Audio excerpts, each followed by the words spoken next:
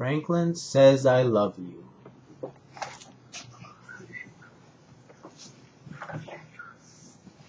Franklin thought he was very lucky. He thought he had the best pet goldfish. He thought he had the best friends and the best stuffed dog.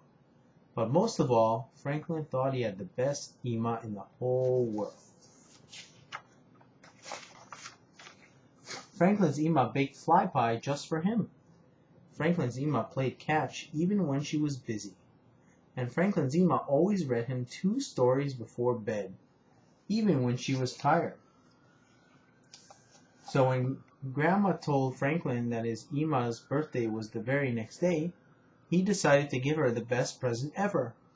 Franklin wanted to show his Ema how much he loved her. Every year, Franklin made a birthday present for his Ema. She had loved her macaroni necklace. She had hung Franklin's self-portrait on the wall. She had even worn her birthday hat shopping. This year, Franklin decided to buy his Ema something fancy. He emptied his piggy bank and went to town. Franklin looked at all the stores, but everything cost too much. How can I show my Ema I love her, he wondered, without a fancy present? So Franklin went looking for help. He walked along the path and over the bridge until he came to Bear's house. "Bear," said Franklin, "how can I show my Ema I love her without a fancy present?" "I always make my Ema breakfast in bed," said Bear.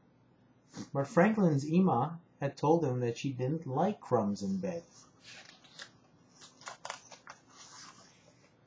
Franklin walked through the berry patch until he came to Snail's house. "Snail," said Franklin, "how can I show my Ema I love her without a fancy present?" "I always bring my Ema flowers," said Snail. But Franklin had given his Ema a bouquet of dandelions just the day before. Franklin walked across the meadow until he came to Beaver's house. "Beaver," said Franklin, "how can I show my Ema I love her without a fancy present?" "I always draw my Ema a picture with hearts and flowers and X's and O's." "X's and O's?" asked Franklin. "Kisses and hugs," explained Bear. But Franklin always hugged his Ema when he came home from school, and he kissed her every night. Franklin walked around the pond until he came to Goose's house. "Goose," said Franklin, "how can I show my Ema I love her without a fancy present?" "I always make my Ema some pretty jewelry," said Goose. But Franklin's Ema already had a macaroni necklace and a string of pearls. Franklin was tired and hungry. He walked all the way home. His Ema's birthday was the next morning, and Franklin still didn't have a present. What is he going to do? Franklin asked his daddy, "How can I show Ema I love her without a fancy present?" "You do nice things for her every day," said Franklin's father. "Why do you ask?" "Because tomorrow is Ema's birthday," said Franklin. His father looked surprised. "Why don't you and your sister make her a card?" he suggested. "I'll run to the store." Franklin helped Harriet, his sister, make a card, but he did most of the work.